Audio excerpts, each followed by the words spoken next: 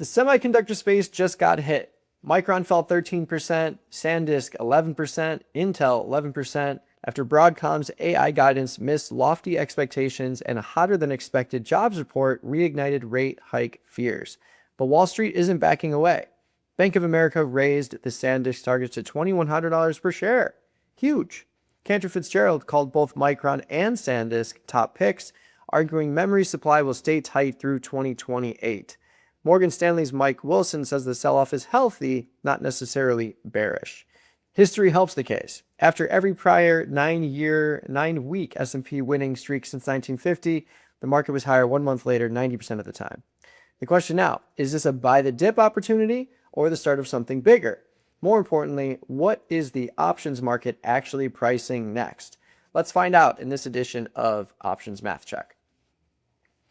So we got the platform pulled up here, and SPX up 0.5%. Really the big mover today is the NASDAQ, seeing a big rally up 560 points, got as high as like 650 points. Healthy move to the upside after a big move to the downside last week. So there's a few things I'm looking at in this market that I think are kind of interesting. So we ask ourselves, what was the start of this crash initially? The first sell-off that we had a couple months ago. It was the war. It was crude oil prices surging.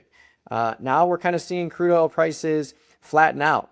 This backwardation that we've seen that got as high as 15 points at the height of the war is now only about 2 points here. This is the most narrow I've seen this backwardation in quite some time. With that said, you still have these back months at elevated levels in the high 70s. So I think the market's telling us we should expect to have higher crude oil prices for longer.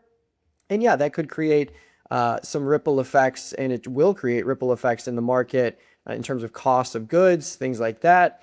Anything that uses crude oil, it's not just at the pump cost. It's not jet fuel for airlines and things like that. It's much, much more. So keep your eye on that. But I think the big thing for me was the lack of volatility increase on that move on Friday. We had like almost a 5% sell-off, if not right at 5% in the NASDAQ to the downside, which is a massive, massive move. But at the same time, we've seen the NASDAQ have the craziest rally that I've seen in my 10 plus years of trading in just a couple months, all the way from the lows to the highs. And there was really no stopping that train. So I think when you consider that, seeing a one-day pullback is certainly something that we should expect. You're not going to see the market green every single day, day after day after day. You're going to see some pullbacks here and there. But again, for me, the most important thing that I always look at is the volatility market and how that looks relative to what's happening in the market. And the fact that the VXM contract is at 1850, the ends at 20, the Q's at 20 and 3/4. We're still in Contango all the way through this curve. And you're seeing volatility come out of this market in a pretty big way.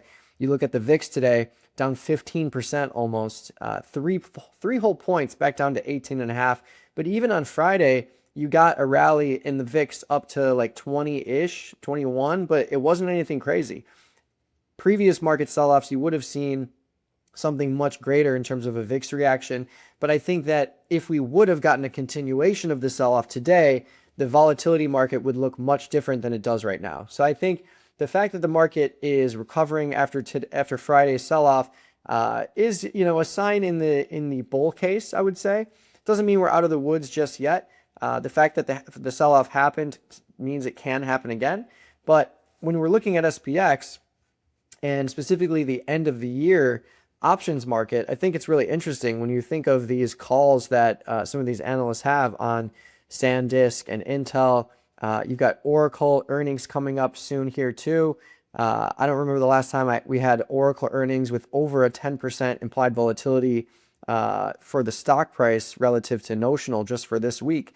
But I think it's really interesting when you look at these markets at the end of the year and just how much volatility is priced in now. You've got 800 points plus or minus given the current state of implied volatility, which has come down a bit from Friday. So looking at these markets, 8250, 8300, that was the previous expected move before the sell-off. We've erased about, a quarter of it today. But just looking at this here, still a very healthy 20% implied volatility or in the money probability percentage, I should say, to the upside at 8250.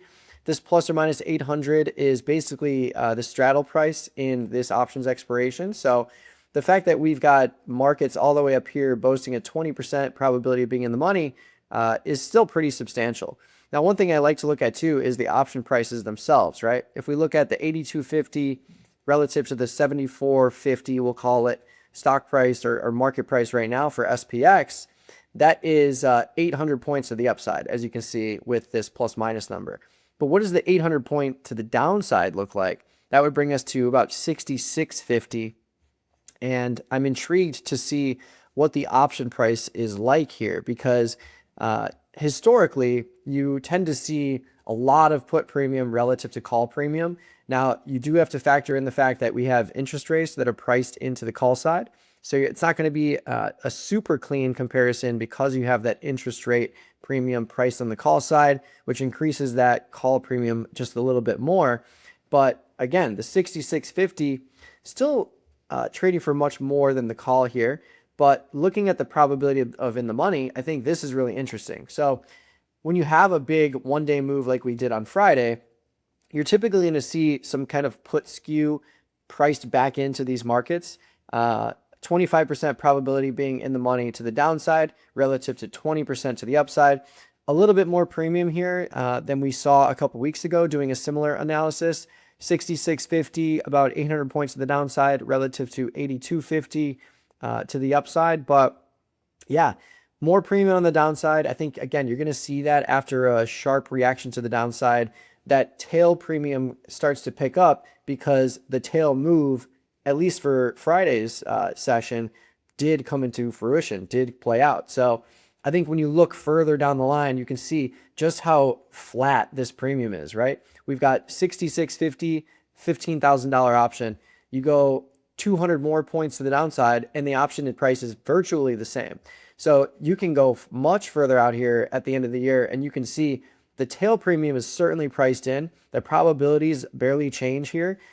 So I think that's really all that has changed here in this market in SPX. But when you look at the volatility curve being a contango, that has been telling historically. The steeper the contango, the more sort of up and to the right movement we tend to see.